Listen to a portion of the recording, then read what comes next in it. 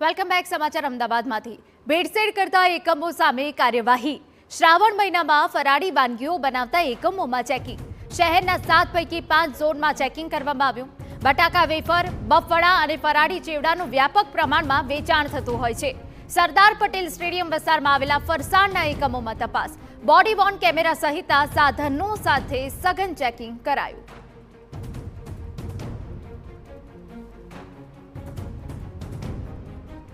તો ભેળસેળ કરતા એકમો સામે કાર્યવાહી શ્રાવણ મહિનામાં ફરાળી વાનગીઓ બનાવતા એકમોમાં ચેકિંગ હાથ ધરવામાં આવ્યું છે શહેરના 7 પૈકી 5 ઝોનમાં ચેકિંગ કરવામાં આવ્યું છે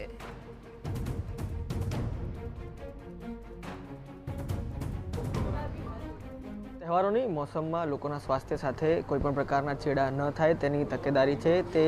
એએમસીનો જે વિભાગ છે તે ધ્યાન રાખી રહ્યું છે ત્યારે અત્યારે દ્રશ્યમાં જોઈ રહ્યા છો તે પ્રકારે શહેરના 7 ઝોનમાંથી 5 ઝોનમાં અમદાવાદ મ્યુનિસિપલ કોર્પોરેશનની જે જુદી જુદી ટીમો છે તે કામગીરી કરી રહી છે ખાસ કરીને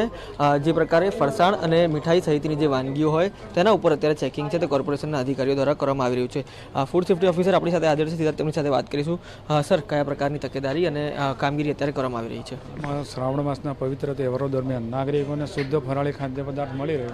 તે માટે સઘન ચેકિંગ હાથ ધરવામાં આવી રહ્યું છે એમાં અલગ અલગ પ્રકારની દુકાનો જેવી કે મીઠાઈવાળી ફરાળી વસ્તુ બનાવતી હોય તેવી દુકાનોમાં ચેકિંગ હાથ ધરવામાં આવી રહ્યું છે લોકોને શુદ્ધ અને ખાસ તકેદારી રાખવામાં આવે છે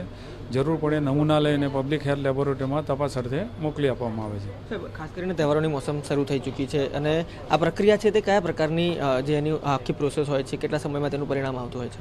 જનરલી અલગ અલગ પેરામીટરમાં અલગ અલગ ટાઈમ લાગતો હોય છે કોઈ 5 દિવસમાં 2 રિપોર્ટ તૈયાર થઈ જાય 2 દિવસમાં થાય મેક્સિમમ 15 દિવસની અંદર રિપોર્ટ આવી જતા હોય છે અને જો કોઈ પણ જે વાનગીઓ છે તે શંકાસ્પદ લાગે તો તેના ઉપર કયા પ્રકારની કાર્યવાહીની જોગવાઈ છે જો અનહાઇજેનિક કન્ડિશનમાં તૈયાર કરતા ખાદ્ય પદાર્થ હોય તો એનો સ્પોટ ઉપર નાશ કરવામાં આવે છે અને એની સામે ફૂડ સેફ્ટી અને સ્ટાન્ડર્ડ એક્ટ 2006 અન્વયે કાયદેસરની કાર્યવાહી કરવામાં આવે છે આ પ્રકારની કામગીરી આગામી કેટલા દિવસ સુધી કરવામાં અમારી જે કામગીરી છે 365 દિવસ ચાલતી હોય છે પણ દિવાળીના તહેવારોમાં વધારે પ્રમાણે ખાદ્ય પદાર્થો બનાવતા હોય એમાં કોઈ મિલાવટ ન થાય કોઈ અનહાઇજેનિક કન્ડિશનમાં ખાદ્ય પદાર્થ તૈયાર કરે નહીં